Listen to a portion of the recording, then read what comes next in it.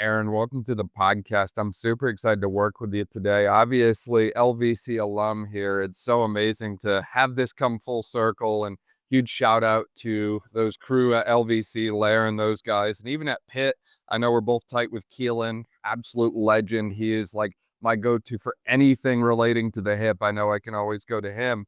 But for people who aren't familiar with you and all the incredible work you're doing in the sports space, especially around soccer now, would you mind filling them in a little bit about who you are and all that you got going on? My name is Erin Angelini. I went to LVC with Dan, which is awesome to bring that full circle. But I am a physical therapist by trade. I work for the Orlando Pride now as the head of rehab, and I am a sports certified clinician. I also have my sports science certification, and I was residency trained at UPMC, which is how we share some mutual friends from Pittsburgh. So, yeah. That is absolutely incredible. And just to take a second and dive into those certifications for a second, because I think a lot of people don't fully understand what they are and what they mean and what goes into that. Would you break down a little bit what that SCS and CPSS means for people? Because it's very impressive stuff, whether that's the understanding of the force velocity curve or just the acute care kind of role that PTs are sometimes finding themselves in now, literally field side at times. I'd love to hear a little bit more about that and just kind of help people learn more about this SCS and CPSS world that PTs are finding themselves in. So I have my SCS, so Sports Certified Specialist. I did a residency to obtain mine. So I did an 18-month residency where I was exposed to high school sports, collegiate sports, and then just a variety of different athletes in the sports setting with mentorship. So that was invaluable because coming out of school, you hear about these opportunities, but this was a way to learn with professionals next to me and people who've been experienced.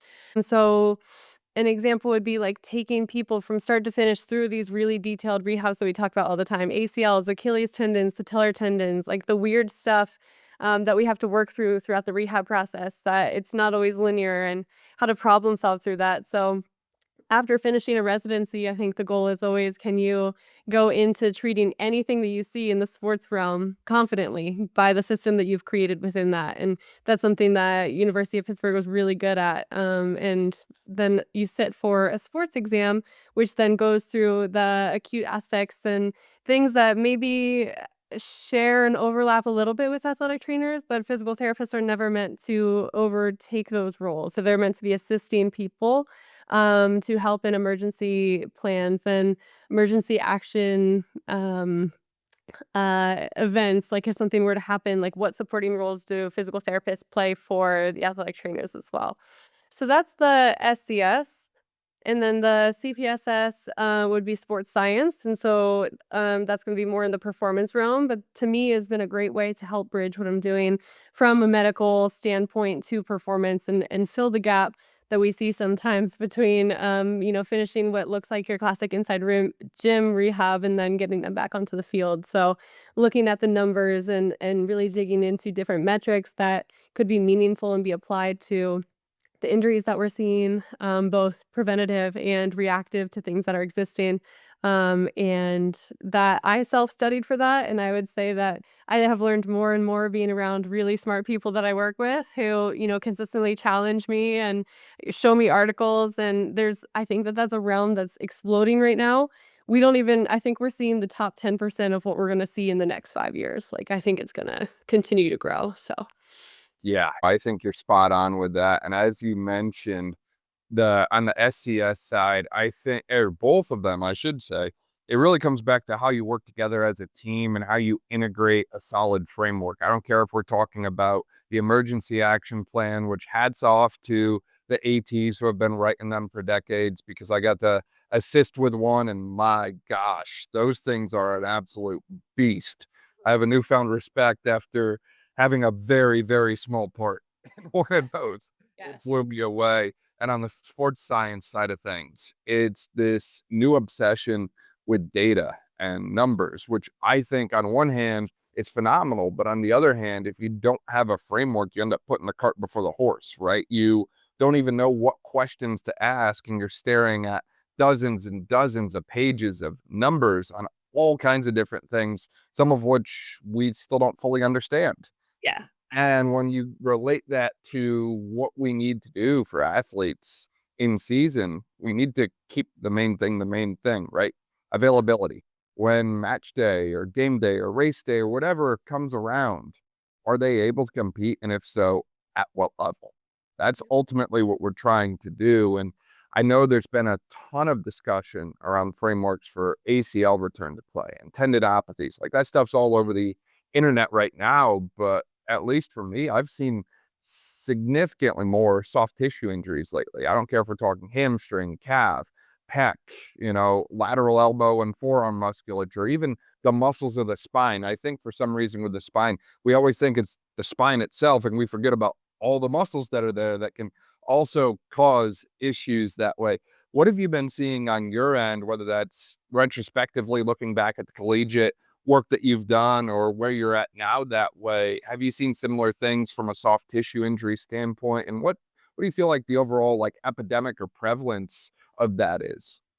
Yeah, I mean, soft tissue injuries are huge, and there's an idea that it can be preventable, and so I think what the pressure gets put onto medical and performance sometimes is like, let's say a soft tissue injury happens, like let's take a look back at the last 2 to 3 weeks leading up to this, like what happened to put them at this risk. So I think there's two sides to this question that you're asking. Is like the role in professional sports of medical is, yes, to make sure that people are rehabbed and healthy and get back to the field as soon as possible. But then twofold, like how do we maintain it and how do we prevent this from happening to somebody else?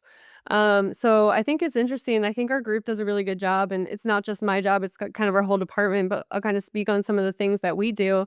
Some of them are novel, some of them are not, but we are very lucky that we have a lot of resources. So we use a lot of the vault things that you would expect, like the Force Frame, Force Decks, Nordboard, where we do weekly monitoring of at least two of those things, if not all three.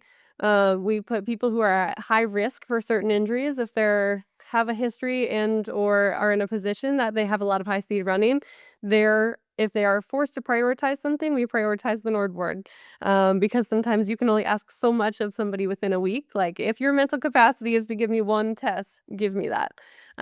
Same thing rings true for adductor and groin injuries because we see a lot of those as well, just being a kicking sport. So then we look at the groin squeeze stuff. And to your point, numbers are numbers until you put context to it. So you can have a sports scientist who maybe looks at all the numbers and could make some estimates based on what they're seeing in the numbers, but you don't know the full story until you put it together with medical information. So on top of the strength numbers, we also look at thermohuman, which we love, which is our thermal camera, which again is just another piece. It's some athletes are better at telling us and giving us the warning signs than others, and so that's just another way of us getting like a semi-objective information about how their body is feeling and recovering to the loads that they have. And then the last piece that I think medical within our realm does a really good job of is we try to get hands on everybody after big games. So as we prioritize, especially the people who are getting big minutes, but really everybody, because we want to make sure that we can assess how their limbs feel. Like, are they losing flexibility in their hamstrings, and then that's going to put them at risk for an injury in the following week when they go to a sprint. So I think that's kind of the like 1,000-foot view of what we do to try to prevent it. And then the rehab stuff, I think, is well covered of what needs to be done to get them back on the field. And then it's just about keeping them healthy. And it's collaborating with the athletic trainers, it's collaborating with the people who see them and work with them every day. And our strength coach, Christy, is awesome at that. She can pick up small things within the gym or on the field that kind of give us that red flag of what do we need to take down just a little bit so that this doesn't become a bigger thing. Right, you're spot on with that, and there's a few things I really wanna get into a little bit more there. The big one that first jumps out to me is that acute response to activity, right? Mhm. I think we've started to understand that around certain sports like baseball, for example, and we understand, hey, after a pitcher goes out and throws 100 pitches, there's gonna be a certain response at the shoulder joint, right? Cuff strength is gonna go down. Will the shoulder tighten up or will it get actually more loose because now we've got fatigued muscles instead of, contracted, strong, high force output muscles, right? But for one reason or another, and we won't get into this today, unfortunately, but there hasn't been near as much research, in my opinion, that as needed in the female athlete population, especially in the field sport female athletes, right? We don't have great normative data and comparative values that we can look at across a 10, 15, 20-year span. It's coming, but we're not there yet. So as a result, we almost have to look at this case by case, in my opinion, because we just don't know where we're aiming for, how to bucket or classify as a whole. We might have to develop those systems in-house, which is more work, but ultimately that's what the athletes deserve, the best care possible. And I think it's one of those things, as you get to know your athletes, that's something we come back to on the podcast over and over and over again, is the importance of building the trust and relation with the athletes. You start to pick up on those things. And as you mentioned, our whole goal is to ideally prevent a lot of these soft tissue injuries from occurring in the first place, because once they occur, yes, muscles have satellite cells, they regenerate, you can build them, they recover, but it's still one of those things that it just sets us back more than we want. And one of my other growing concerns with soft tissue injuries lately has been just the overall state of metabolic health and physiological health that we find a lot of athletes, even high performing athletes, in. And we start to get infiltrative adipose tissue and other things into the muscle, which in my opinion complicates our management of it. And I might be a little off in the weeds on that, but it's one of those things that some cases are more difficult than others, and I feel like we have to pay attention to any little detail that could be contributing to that. And ultimately, I think a lot of it comes back to the underlying physiological mechanisms. Yeah. And I think, to your point of just not a lot of research or even really discussion about this is, and I've been learning this. I have had one full season and I'm in my second season. I still learn what feels like something new every day, but every position has different demands, which is obvious. But figuring out from a rehab standpoint and from a performance standpoint how to differentiate that is still like a growing field, especially in women's sports. So when you look at 90 minutes, a 90-minute game by a defender is could be a very different strain on the body, usage of joints and muscles compared to the forward, because the forward has been sprinting repeatedly, so their hamstrings are sore, whereas the defenders, like, let's say calves, because they're doing quick changes of direction to then, like, get a toe poke in to get the ball. And that's, just a guess right now, kind of like small examples, but, just the way that the different positions demands occur will then change how they respond, and each player is different too. In our league, we have people as young as, I think 15 is the youngest one in our league, and then we have a player who's 40. So, like, that alone is gonna change how they respond to the game stimulus as well. That's one of the most impressive things to me about soccer, is how you can have such a wide range of ages and demographics engaging in the sport. And as you mentioned, it creates so many unique case by case conversations that we just don't have anything to go off of yet, right? Like, I know there's work being done about this, but how do we manage return to play in like the postpartum athlete, for Mhm. example, right? And does that change anything from a soft tissue standpoint? That's above my pay grade, beyond what I know, but it's like they're conversations worth having. And I would say the other element too on the soft tissue side is coming back to just knowing the sport and knowing the game a little bit, right? And if you don't know, learn from those around you, because I think, to your point, as you pick up on playing style, as you pick up on player preferences, I think that gives you just as much data as something like a GPS would, right? Like, if you know they're the kind of athlete who is always going to be trying to get the ball in the air and they're going to be jumping over and over and over again throughout the game, they're going to have a high load of like vertical jump land over and over again, versus if there's someone who likes to do like a sprint. Like, there was a kid that I played with years ago who the formula was simple. We always played a through ball to him and he was just going to be faster than the defender, Yeah. right? Like, it probably doesn't get much more American for soccer than that, but it's like he is full on sprinting over and over again. So it's like, even if you don't have access to some of these technological things, whether that's GPS or force frame or Nordboard or whatever, that way it's like you can literally get a lot done by literally just getting to know your athletes and their playing style. And then from there, this is probably, you know, going back a few years, but I still love basic things like RPE and session RPE and that sort of thing. Like, you can literally create a load monitoring framework for soft tissue injuries based on some very simple self-report Excel type stuff And I think, correct me if I'm wrong, but I think you're typically looking for spikes in workload under 10% a week are good, above 10%. We start to run into issues 20-25% or higher, kind of like a red flag. Yeah.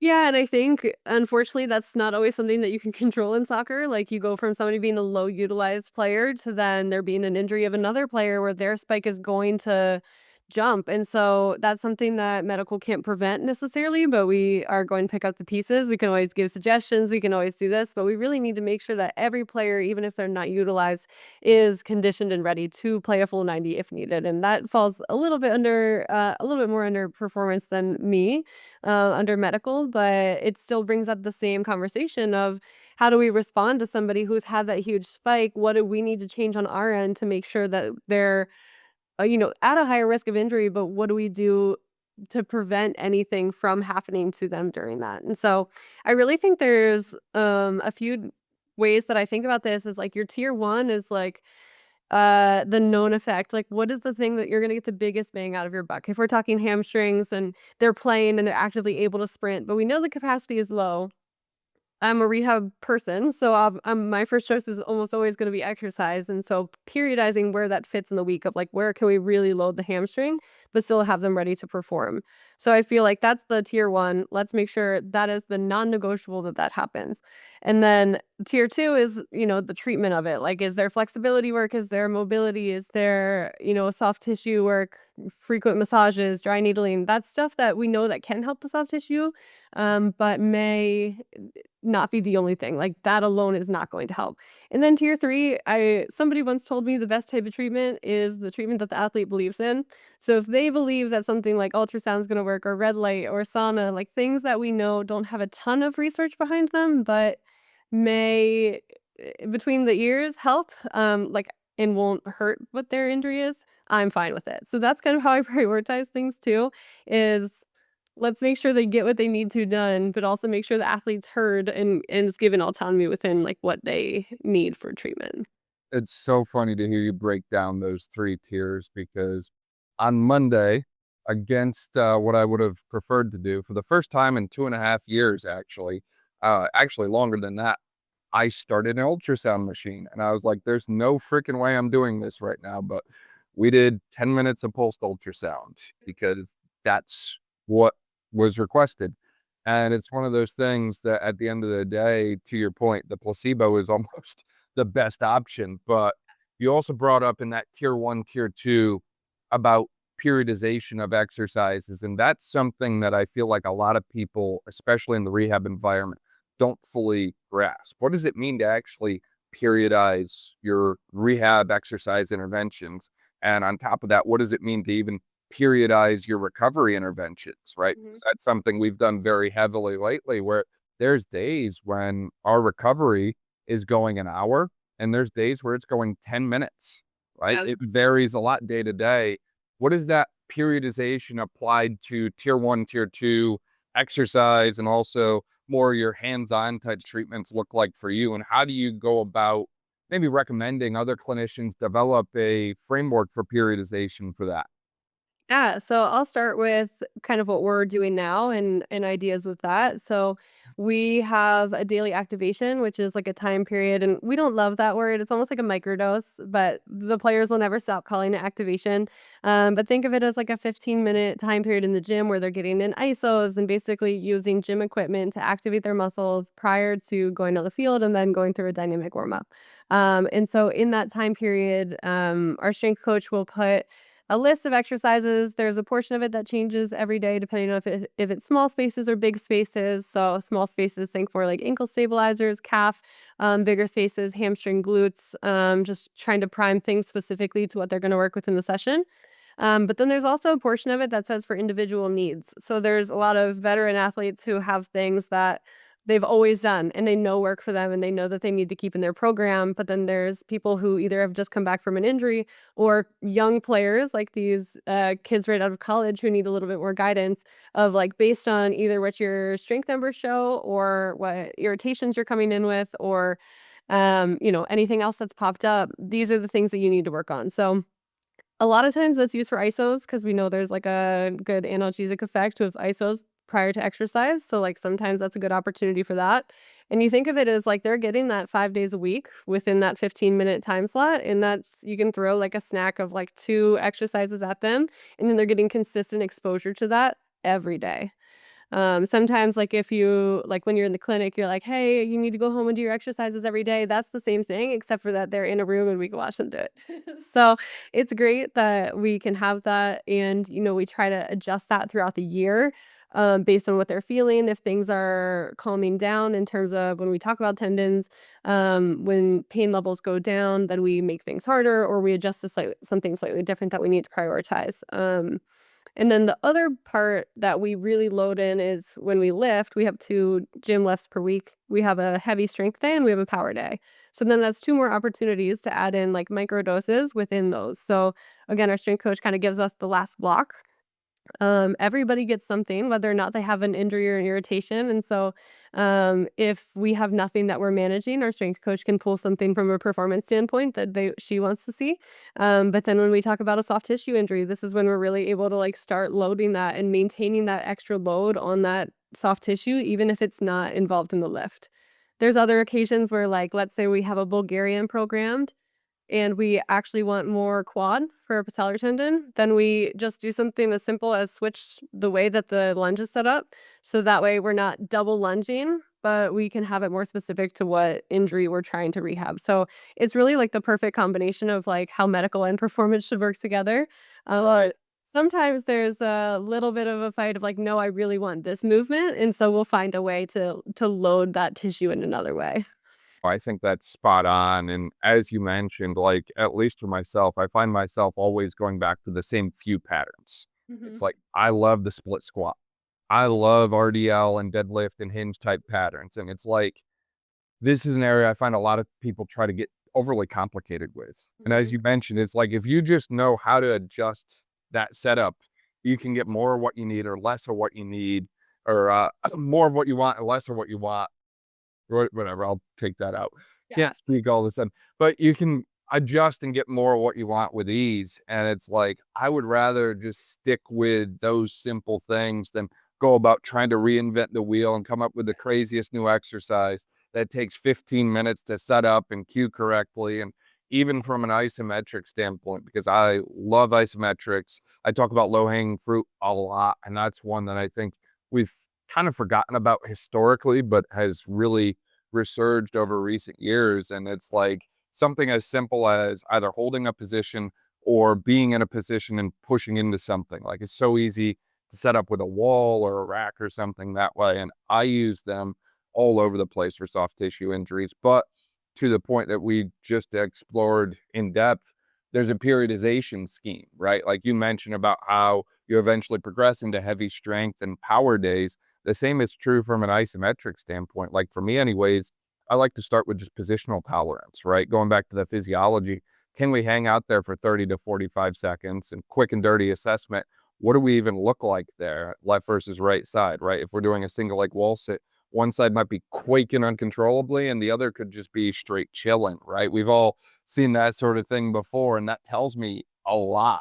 From there, it's like, okay, we could either progress into a lower range, like more depth, which is going to make it more difficult, or we start to get into other qualities. Maybe we want more of that power development and we start to get into some very fast, like 2 to 3 second effort, max effort overcoming isometrics, right? But ultimately, starting with where you can be and then progressing to those more, I guess, attractive qualities later on, I think is certainly a great way to go about it. And as you mentioned as well, when everyone works together cohesively, which is ultimately the end goal, like you can do a little bit more one day and do a little bit less the next day. And I think having a microdosing model like you outlined as well is extremely helpful. And that's something we've started to play around with as well, where we have these little 15, 20-minute microdose sessions, and it's very mobility emphasis. And it's like, you'd be amazed at the difference that can make when you just do a little bit of the same thing over and over again every day, I feel.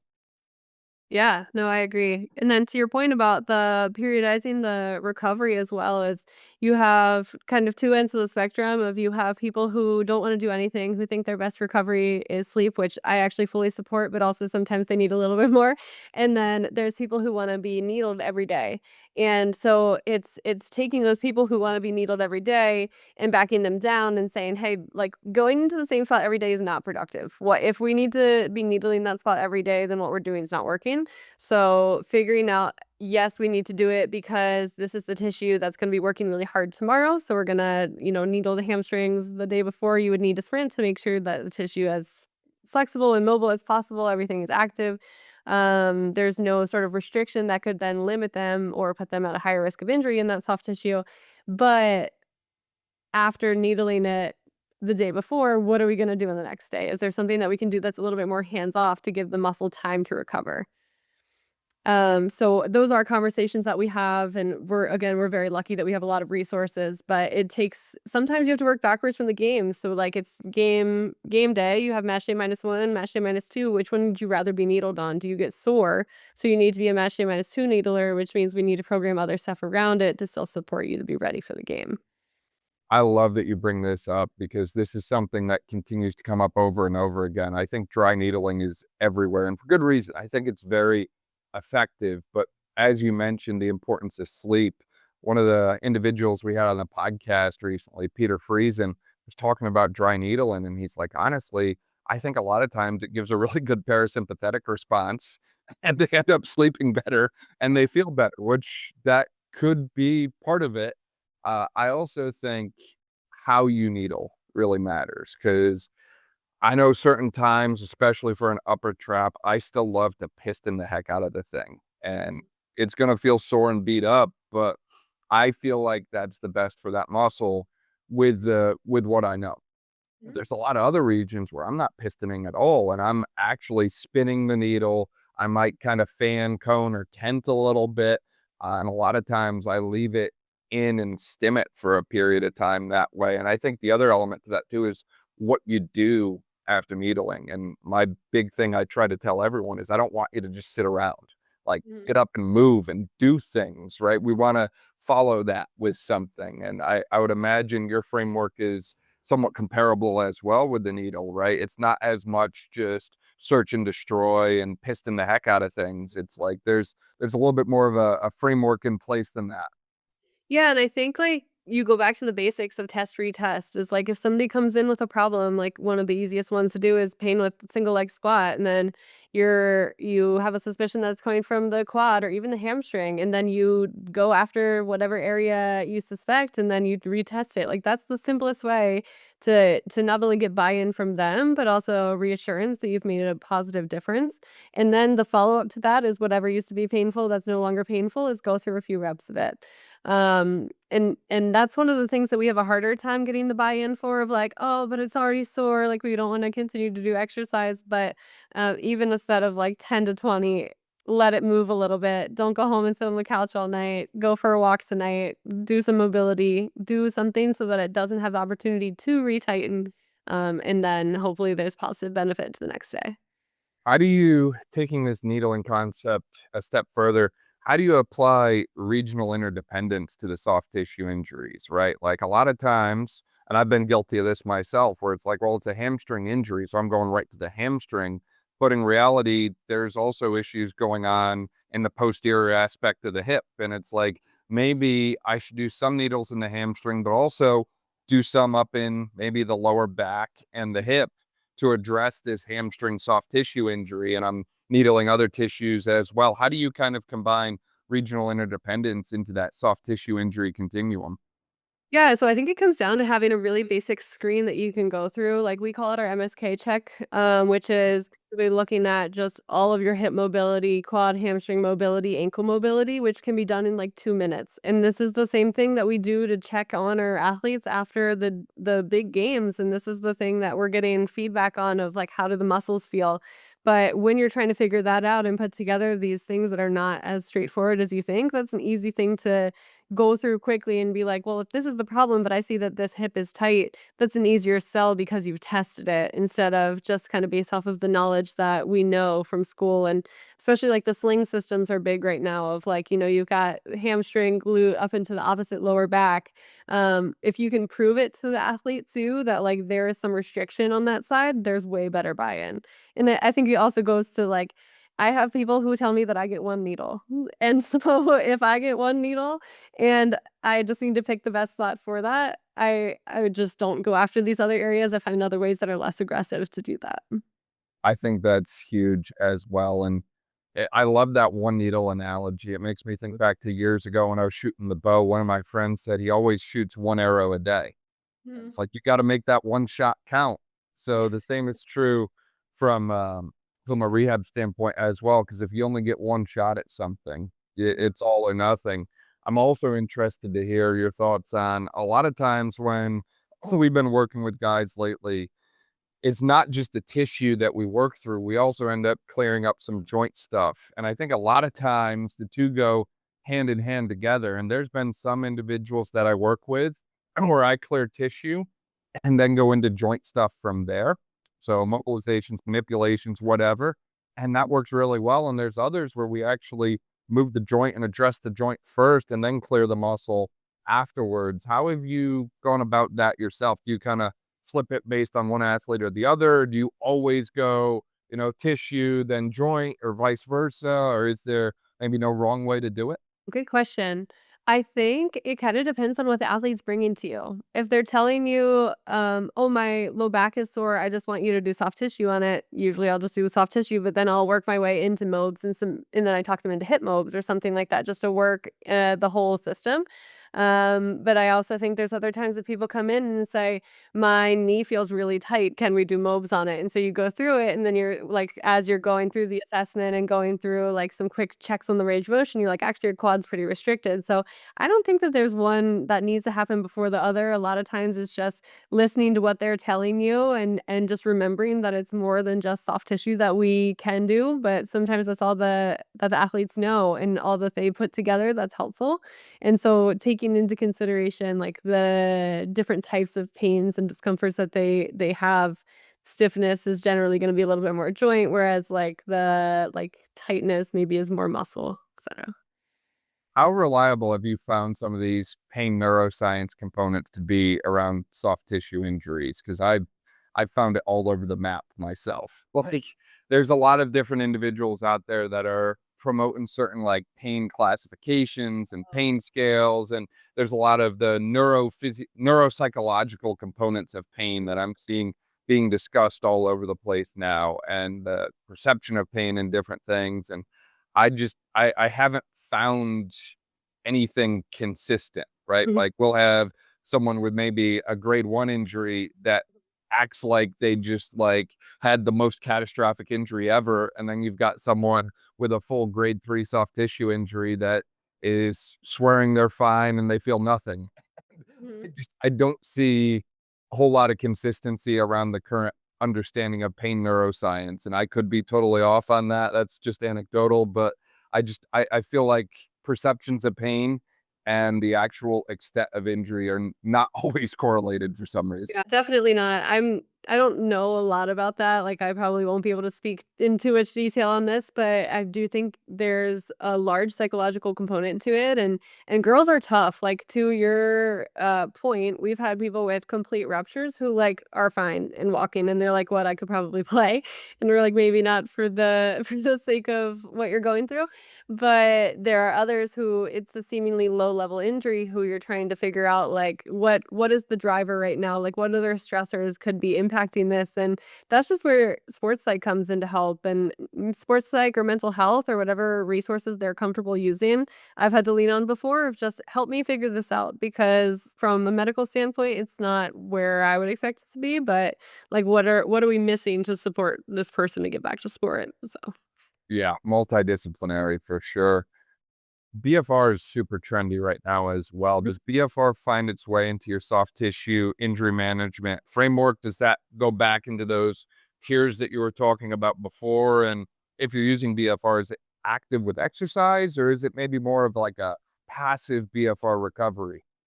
I use VFR the most, with people who can't tolerate loading heavy themselves, and I think that that's kind of maybe a newer framework is, like, there's some stuff out there that suggests that if you can load it heavy, you're gonna get a very similar outcome, but the way that I actually see them differently is, like, if you're gonna load heavy, you're not gonna do high reps, so I see it more as, like, a strength endurance.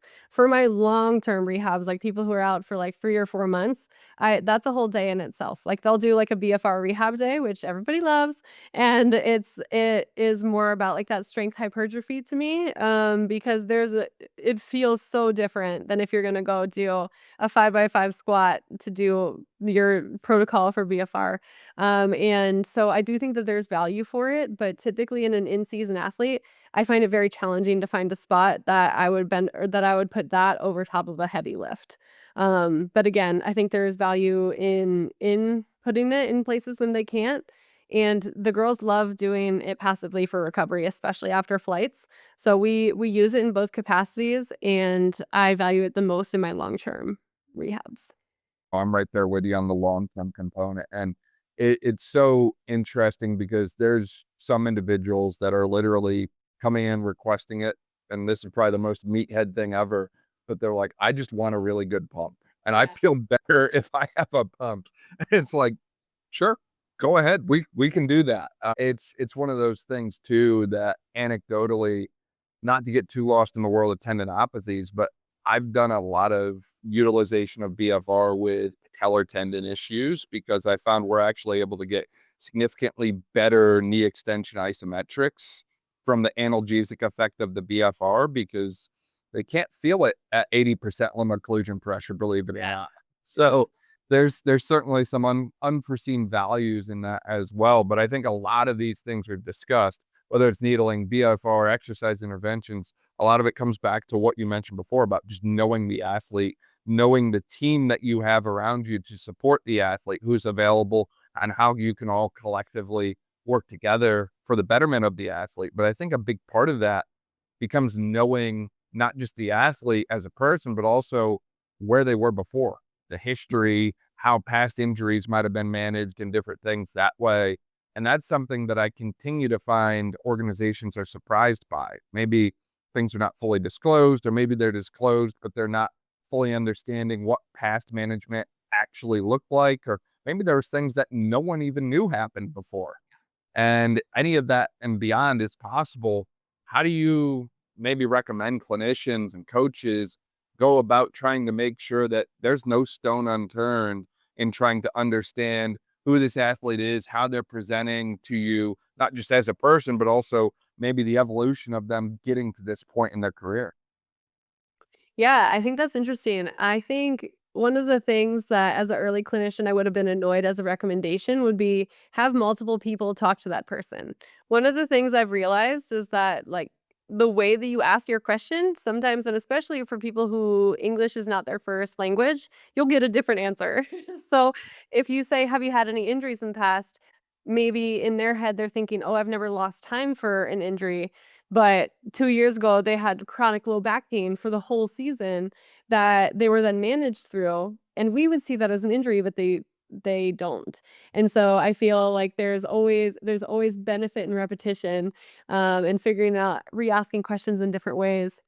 And then really just it all comes back to confidence in what your exam looks like. I think chronic injuries or like things that have happened in the past always show up somewhere. History of ankle sprains, you can almost always tell somebody who's had that if you're really like paying attention and doing a good exam. I also acknowledge that in professional sports, especially on larger teams like football, that's maybe not as clear, but also their resources that they're doing for all of the injuries that these guys have are different. They're pretty much getting, what my perspective is full body MRIs, where like as the level that I'm in, we're not quite at that level and we need to be able to like physically evaluate where they are. But then it comes back to looking at their strength numbers. Like there's the benefit in the preseason, midseason, postseason testing to see how things are fluctuating because again, I think old injuries come back. If somebody's had an ACL, you can almost always tell when they get to a fatigue state because their belt squat's down or their knee extension's down because that's a tissue that needs to be chronically loaded. And if their volume is high playing, then typically strength decreases, and that's something we want to avoid, and stay in front of. So, yeah, thorough exam, talking to the athletes from many different angles and bringing different perspectives, and then, you know, putting that information together with the performance, and then I think you've got a pretty clear picture. I think that multiple conversation piece is so overlooked. And it's not just important in figuring out where they've been in the past, but also figuring out the acute stuff. Because a lot of times athletes are masters at hiding things. Mhm. They don't want you to know that they're hurt. They don't want to miss time. And there's so many different factors and considerations that go into that, but they might be most comfortable sharing that with one member of the team. And that becomes everyone else's job of how do we take this information and do what is in the best interest of the athlete, keeping the athlete at the center of it. And I think a lot of times people get lost in that and they're like, well, I don't know what's right and what's wrong. And I think it's actually a lot more simple and binary than we think. Whatever is right for the athlete, do Yeah. that thing. And you can sleep good at night every night knowing that you did right by that person in front of you, right? Yeah. 100%. So I think that's huge there as well. And I realize there's so many other rabbit holes that we could go down on this soft tissue injury framework side of things that way. But one of the things I really want to address real quick is a lot of times people are developing these protocols to try and isolate, loading a tendon, right? Like what position is the best for, putting load through the patellar tendon on a knee extension ISO or something like that. Have you come up with, seen, heard of anything to preferentially get load at maybe more of like the MTJ or something like that, regions where we maybe see more of these injuries occurring, or should we just load the sucker and load the whole thing after injury? And I have no research to back this up, but based on my clinical experience and maybe kind of a translation of, stuff that I've seen at the patellar tendon, um, is I feel that the tendon needs to be loaded throughout the range. So, I wanna talk about, like, a hamstring tendon, like, the biggest one you see is, like, an overcoming ISO into the bar, and I think that there's ways to even be more specific on that of, like, what's the angle of the hip at, and then can your feet be elevated? Because then that puts the tendon on stretch a little bit more. So, in my head, I think if you're able to load the tendon heavily, aggressively as able, throughout the range, I feel like within some of those ranges, you're going to hit MTJ, which would then ultimately then address injuries that are in that area. But I have no science to back that up, but just in my head, that's what makes the most sense. I'm right there with you, and that's where I've leaned a lot into EQIs more and more recently. Is originally it was pushed very heavily for me to rely on overcoming isometrics, Mhm, but there was cases where that was actually making things worse, not better. Because when you tell people to push, mhm, they might push 2 pounds of force, they might mhm, push 200 pounds of force. If you don't have a way of measuring, you don't know how much they're actually exerting. And as you mhm. mentioned, you're at one spot in the range, not the whole range. So now I really like that slow, controlled progression through the full range. And it's like, if I can get one or two good reps of an EQI, I'm usually pretty happy with that. And people love hearing one or two reps instead of, 4 by 8 or whatever we come up with, right? Yeah, and, like, when we've talked about adductor injuries too is, like, we'll use the force frame, because we use most of our stuff on Vault, and they have training settings on there. So, like, depending on which adductor we think is involved, like, we'll do it at, like, a 45 to 60-degree hip flexion, but then we'll do it closer to 0, and we'll have them hit these ranges based on what we know that their max is, so that way we can try to get a very deliberate load but throughout the range of motion, that we're able to at least with that, resource. Anecdotally, have you seen any major bang for your buck things in preventing soft tissue injuries? There was an individual in basketball I was talking with a few weeks ago who was like, you know what? We switched to sumo deadlifts and we haven't had an adductor injury in 3 years. Now, different sport, but he was swearing by the sumo deadlift, and another individual was swearing by Nordics. And they were like, look, one of our things is we want every athlete to be able to do one full rep of a Nordic all the way down, all the way back up with a certain tempo of control and a pause at the end and different things. Like it takes some gnarly strength to be able to do that, but they were swearing by that as great bang for your buck hamstring preventer that way. Have you seen anything like that on your end? I don't think so, not yet. I think, one, being new to the space, that's not an area that I've really dove into yet, but I'm curious about it. I also think, being in women's sports, I don't think that there's probably a lot of things out there yet, that's at least standardized or as, like, a set expectation, so, um, yeah, I'm curious though.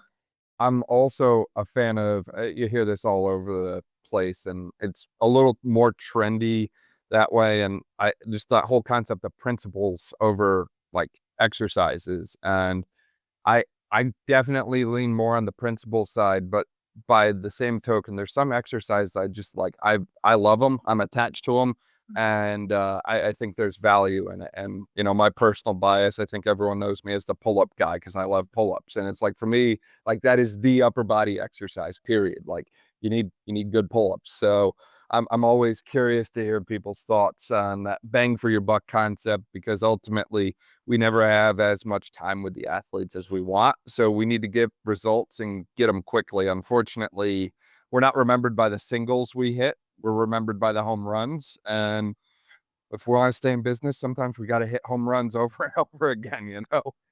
Definitely. It's the 1% Aaron, too. It's like figuring out, like, what's the thing that's gonna push us into the next category of, like, we're not just doing what they need, we're doing everything and a little bit more, so, yeah. right, exactly. I feel like we could probably talk about this all day long that way. Is there anything we missed or anything that we didn't cover that you wanted to? The only thing that we didn't talk about, and it's kind of up to you because you brought it up, was the conditioning. So, Yes. up to you. Yeah, let's get into that. Actually, two parts to this. One, acute soft tissue injury. Mhm. Are you stretching it or are you avoiding stretching? I'm not a stretcher of an acute injury. Let I'm I'm right there with you. I think maybe we overprescribed stretching for a while. Yeah, and the framework that was given to me at some point, and I believe this was during residency, was like on a very elementary level. If you think about like a muscle tear and there's like fibers that are no longer together, if you're consistently stretching them, will they ever reform? And whether or not that's true or not of how it actually happens, the principle still lies true. I think the irritation that comes after when you're stretching it when it's an acute injury, it's just negative to the process. So I do stretch eventually, but not within like the acute phase. I'm right there with you. I love that framework. And as you mentioned, the conditioning element, I feel like a lot of times with soft tissue injuries, it's so quick and easy for athletes to drop in their conditioning. And conditioning is something that changes quickly, unfortunately. Sure, you don't lose it overnight, but if you go a week or 2 weeks without seeing high end, top end sprint speeds, that's Mhm. going to have an impact, right? If you go 2 to 3 weeks without doing any kind of like high volume aerobic type work, it's going to have an impact, unfortunately. So, how are you going about incorporating that into your return to play frameworks where the athletes are battling the injury, but they're still available and they're still ready to go on match day when their number is called? Yeah, so especially the long-term rehabs, like our strength and conditioning coach helps me from day one. Like what upper body stuff can we do? We do give them a little bit of time, but they're working on cardio very early in their rehab phase. But then even when they start running, I think the part that I've grown a lot as a clinician over the last few months, the last year, is my early running used to be like, run walks, but then it was right into a tempo because it was kind of like a run walk was like an endurance base, but it's not. There's nothing that can make up for, especially in a 90-minute game. They need to be able to go on runs for 30 and 40 minutes, and there's a way to periodize that so that you're getting some endurance work on top of, like, starting to, like, sprinkle in the tempo work. But that's a step that I've kinda come back to is in order to get them up to being able to play 90 minutes, which is rarely the first exposure that they'll have. Let me back up. When we clear somebody from an injury, like, their first exposure is usually, like, 15 to 20 minutes at live play, and then we build them ideally. But really, the base of that is just that zone 2, zone 3, slow time on feet, tolerance, and then you build from there, and that's the foundation, and if you skip the foundation, what are we building on? So, I think that that is paramount and is very particular to soccer, but is something that can't be forgotten. I'm right there with you. And to that point as well, one of the things I've self-experimented on in the past with anecdotally decent results, I would say, is just going back to the underlying physiology of endurance. And it's like, sixth grade biology all over again. Mitochondria is the powerhouse of the cell.